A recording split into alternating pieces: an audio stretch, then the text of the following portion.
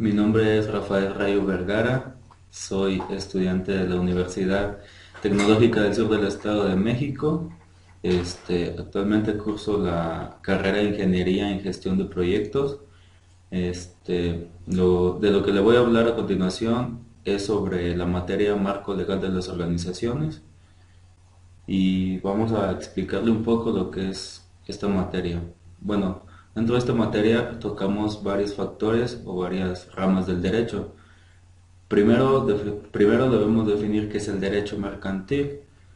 Rafael de Pina Vara define el derecho mercantil como el comercio o como el conjunto de normas jurídicas que se aplican a los actos de comercio legalmente calificados como tales y a los comerciantes en el ejercicio de su profesión.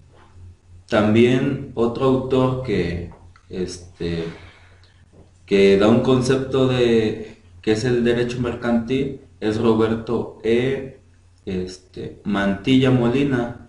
Dice que el derecho mercantil es el sistema de normas jurídicas que determina su campo de aplicación mediante la calificación de mercantiles dada a ciertos actos. Estos regulan la profesión de quienes se dedican a celebrarlos o a realizarlos. Se denomina comerciante a la persona que se dedica a interponerse, que sirve como de intermediario para que se facilite el intercambio de satisfactores o de productos o de lo que intenta intercambiarse. ¿A qué se refiere esto? Es como, por así decirlo, que participa como el intermediario entre un productor y un cliente a quien se le hace llegar dicho producto.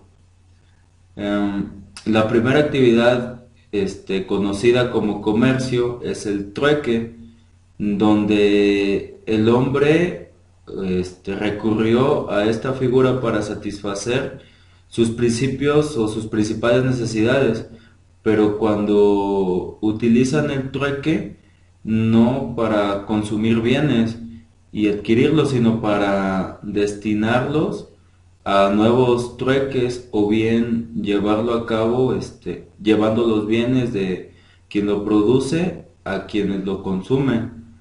Es cuando surge el comercio y por ende el comerciante.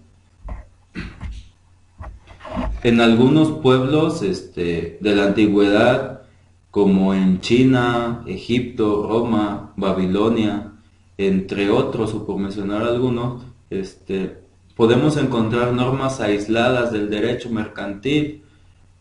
Por ejemplo, en China se comenzó con el uso de instrumentos como pagarés y letras de cambio. En Babilonia, el rey Hammurabi estableció el sistema de pesos y medidas para que los comerciantes no cometieran abusos. En Roma, por otra parte, contaban con un grupo de normas aisladas. Al no tener un derecho mercantil autónomo, entre las que se encontraban, en las que se encontraban acto institutoria, donde el dueño del negocio o de la negociación podría reclamar las obligaciones contraídas por el administrador, que se le denominaba instinto. Ah, el actio exercitoria, que dice que se ejercita con el dueño de un buque, perdón, mercante para el cumplimiento de las obligaciones contraídas por su capitán. La náutica Fenus, que es la náutica Fenus, dice que regulaba el préstamo a la gruesa. Esta consistía en la exigibilidad que estaba condicionada al retorno de un navío, y el comercio marítimo o digiesto. Todas las reglas del comercio en alta mar es el reglamento con el cual se regía todo el comercio que se llevaba a cabo en alta mar. También menciona que en la Edad Media el comercio empezó a fortalecerse a partir de las cruzadas, pues al no tener o al no existir ley alguna que reclamar el comercio, los tribunales encargados de dirimir las controversias que seguían entre los agremiados, aplicando los usos y costumbres. Las ordenanzas, se menciona que las ordenanzas afectaban al funcionamiento de la corporación y del consulado, como las normas que debían seguirse en el comercio. Dentro de estas están las ordenanzas de Colbert, el cual es de origen francés y en el año de 1673 regula el comercio marítimo, no declara la mercantilidad del acto aislado. La ordenanza de Burgos, el cual es de origen español y en el año de 1492 son de orden comercial nada más. La ordenanza de Sevilla, las cuales fueron emitidas por el rey Carlos I en 1539. También se menciona la ordenanza de Bilbao en el año 1551 por Felipe II, las cuales comprendían las materias relativas al comercio marítimo y terrestre, incluyen la redacción de las letras de cambio y pagarés. La época codificadora. El Código de Comercio francés en 1808 fue emitido por Napoleón Bonaparte. En él definía por completo el concepto de acto de comercio y donde establece que el comercio no es exclusivo de los comerciantes, sino que lo puede ejercer cualquier persona. También menciona el Código de Comercio español, el cual fue emitido en 1829, redactado por don Pedro Sainz de Andino. Se basó en el Código francés, pero hacía un énfasis mayor en el objetivo del derecho mercantil, basándose en los actos de comercio. El Código de Comercio alemán en 1861 configura al derecho mercantil, tomando como base al comerciante, que es tan importante que da origen a la Ley de Sociedades por Acciones de 1937. Los antecedentes en México. En Tenochtitlan, al igual que en otros pueblos, ya se practicaba el comercio. Los aztecas contaban con un grupo de profesionistas, los cuales eran denominados pochtecas, los cuales resolvían problemáticas suscitadas en los tianguis para existían tribunales divididos de la siguiente manera. El primero era Pochtecas Tlatocan, era un consejo de magistrados considerados los 12 jefes de barrio que juzgaban toda infraestructura comercial. El segundo tenemos al Posteca Tlatocayotl, era el gobierno de los comerciantes que concentraban las empresas de grupo.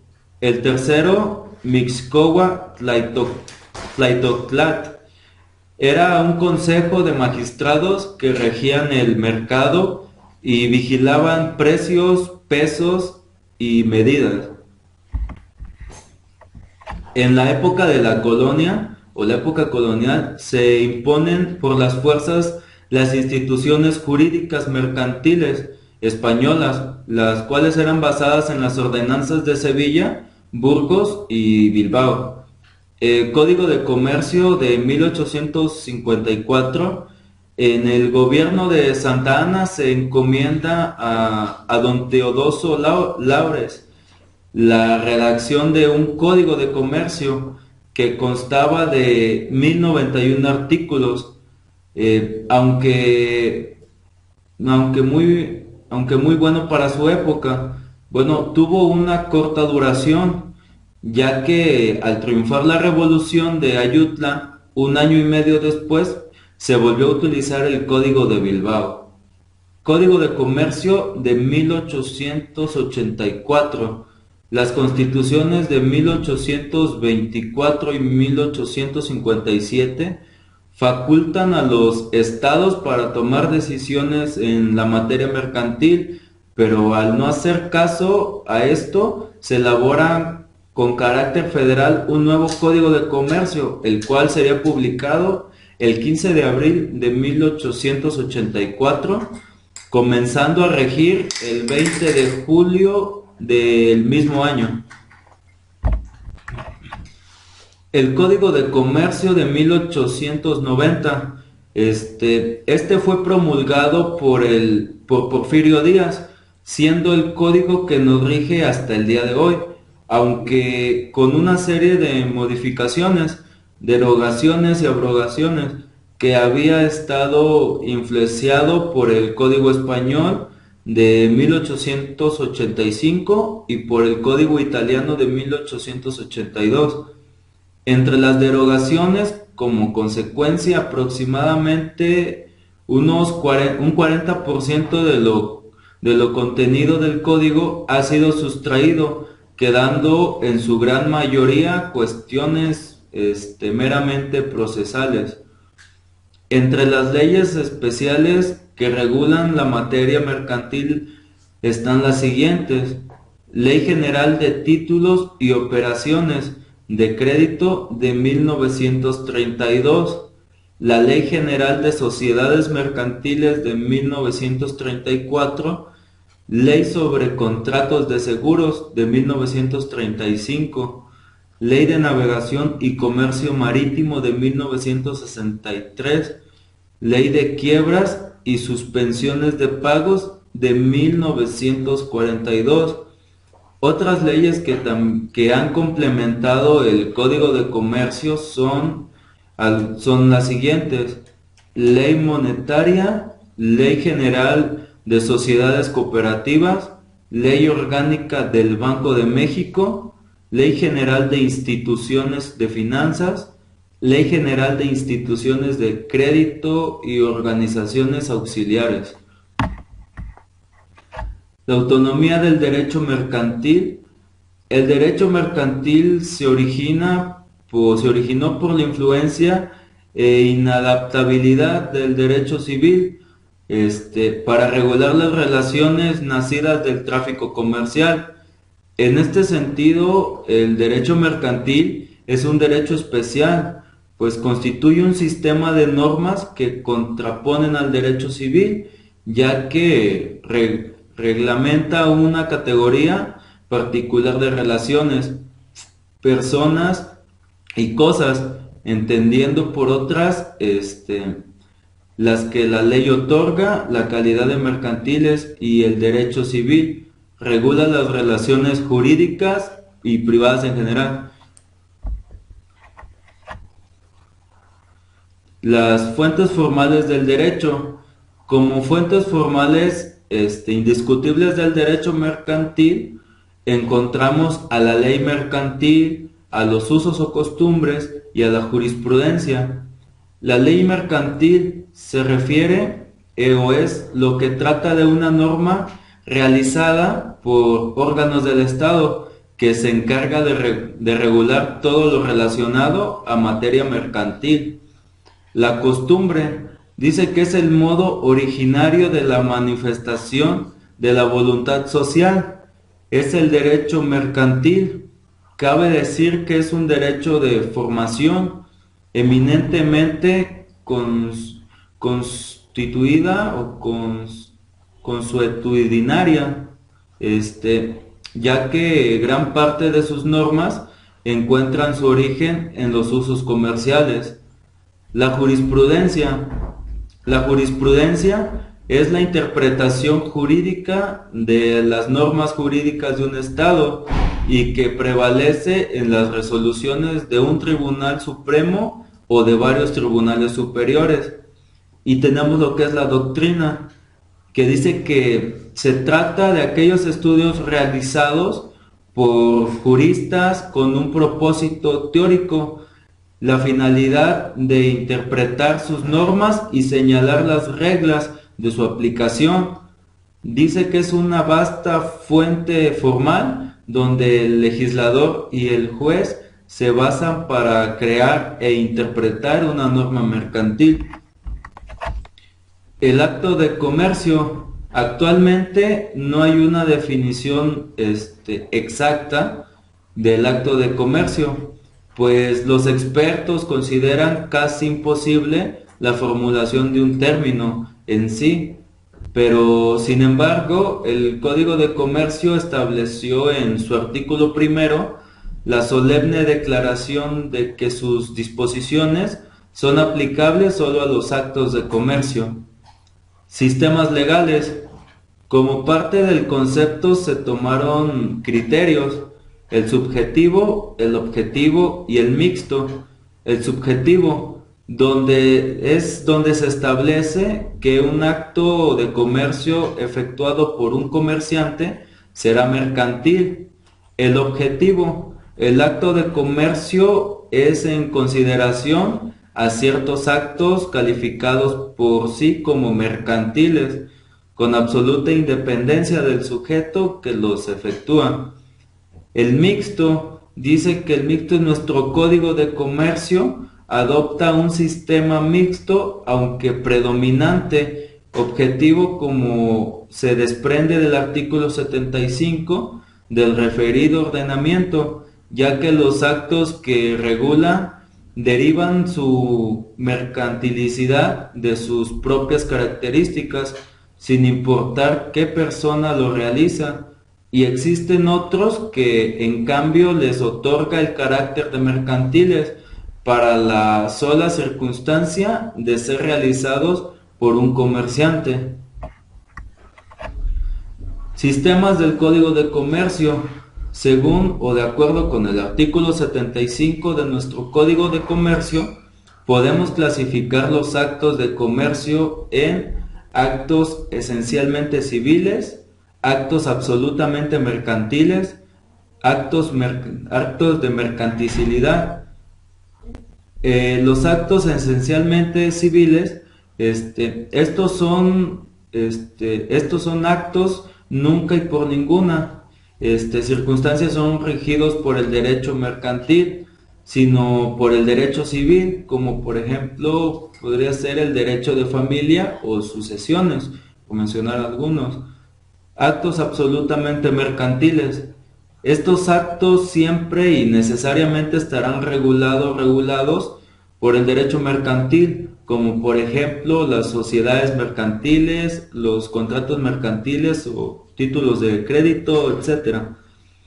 Actos de mercantilidad condicional. De acuerdo a las circunstancias en que se realicen, existen actos que no son esencialmente civiles ni absolutamente mercantiles, sino que pueden revestir uno u otro criterio según las circunstancias en que se realicen y atiendan.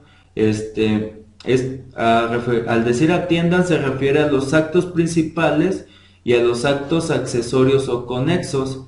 Los actos principales, estos pueden depender de acuerdo a las personas que en ellos intervienen. Por ejemplo, o fin perseguido, por el objeto o fin perseguido, o sobre el que recae el acto. Actos accesorios o conexos. Hay actos jurídicos que no pueden existir sino en virtud de otros, a los cuales pueden acompañar, y por lo tanto los actos accesorios serán mercantiles siempre que lo sea el negocio con el cual están en relación. Sujetos del derecho mercantil.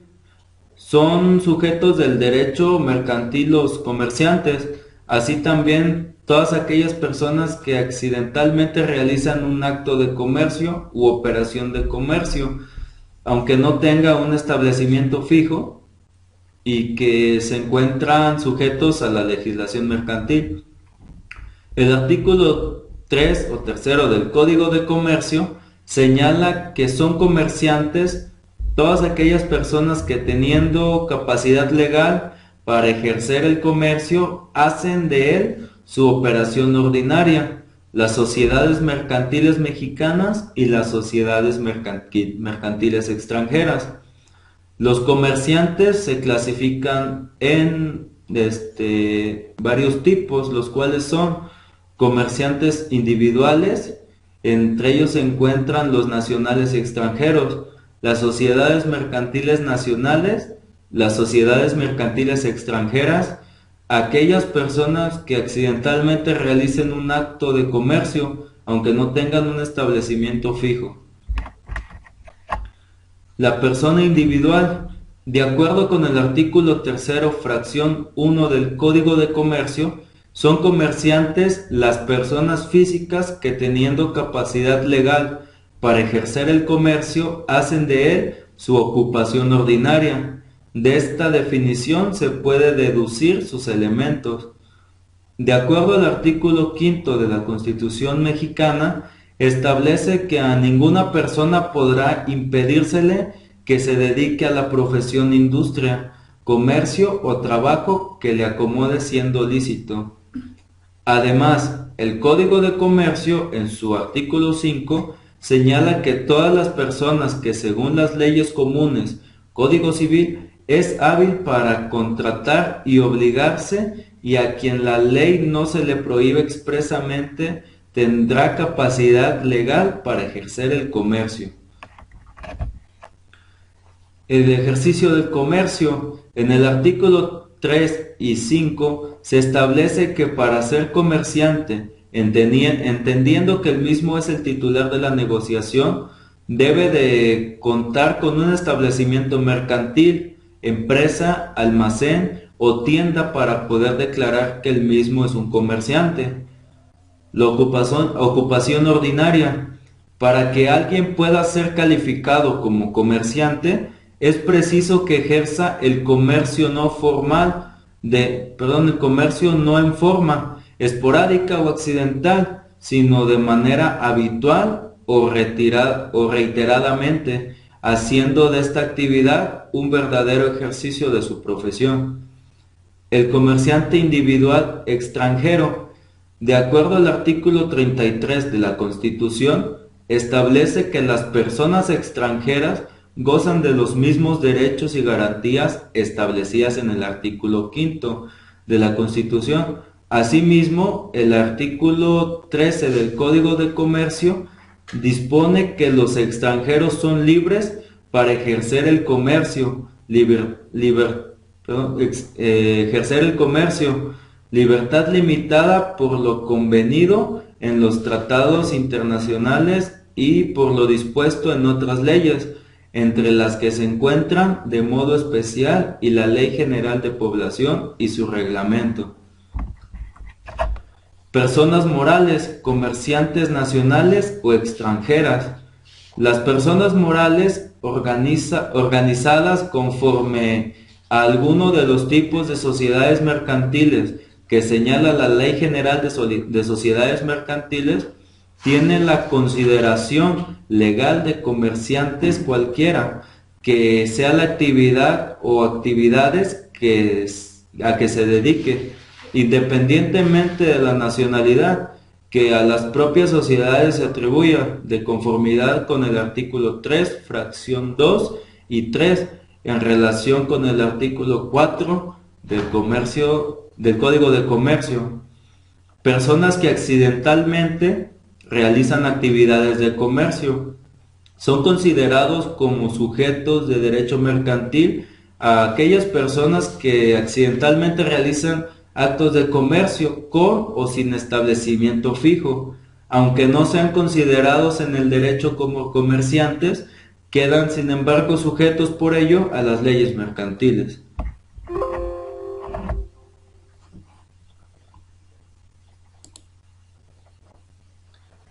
Por mi parte eso sería todo. Nos vemos.